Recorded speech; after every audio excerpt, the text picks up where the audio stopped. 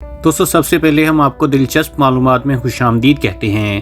دوستو آج کی ویڈیو میں ہم آپ کو بتائیں گے کہ کرکٹ میچ کے دوران کھلاڑی اپنے چہروں پر سفید کریم کیوں لگاتے ہیں، اور دوسرا بچوں کا پسندیدہ ببل ریپ پیپر پہلی دفعہ کب اور کس مقصد کے لیے بنایا گیا تھا۔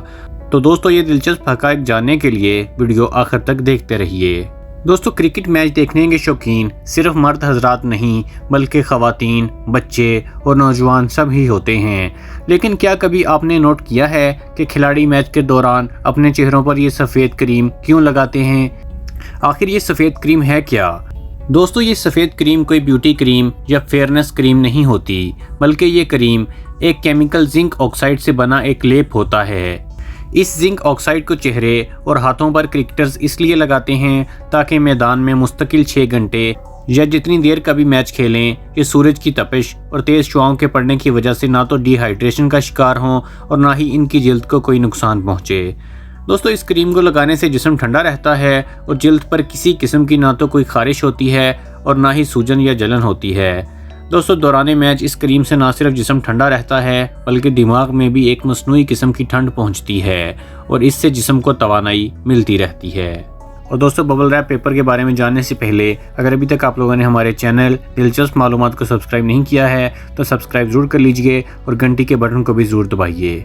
دوستو جب بھی گھر میں کوئی الیکٹرانک کی اشیاء آئیں یا کوئی برتنوں کا سیٹ، غرض یہ کہ اب تو ہر ایک چیز ایک خاص شیٹ میں پیک ہو کر آتی ہے جسے ببل ریپ پیپر کہا جاتا ہے، لیکن بچے اسے چھین کر لے کر بھاگتے ہیں اور جب تک اس کے تمام ببلز پھٹ نہ جائیں اس کی جان نہیں چھوٹتی۔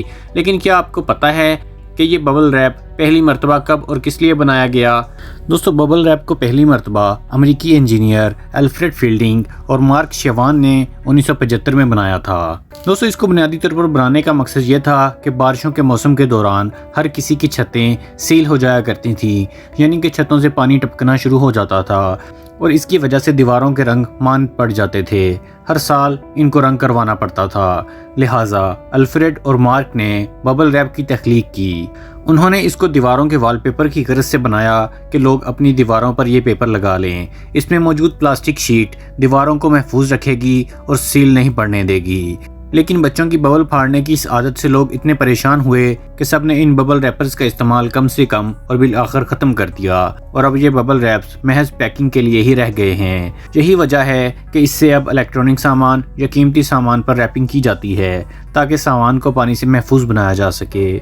دوستو امید کرتا ہوں کہ آپ کو ہماری یہ انفارمیٹیو ویڈیو پسند آئی ہوگی۔ اگر ابھی تک آپ لوگوں نے ہمارے چینل دلچسپ معلومات کو سبسکرائب نہیں کیا ہے تو سبسکرائب ضرور کر لیجئے اور ہماری ویڈیوز کو لائک، کمنٹ اور شیئر بھی ضرور کیجئے۔ اگلی ویڈیو تک کے لیے خدا حافظ۔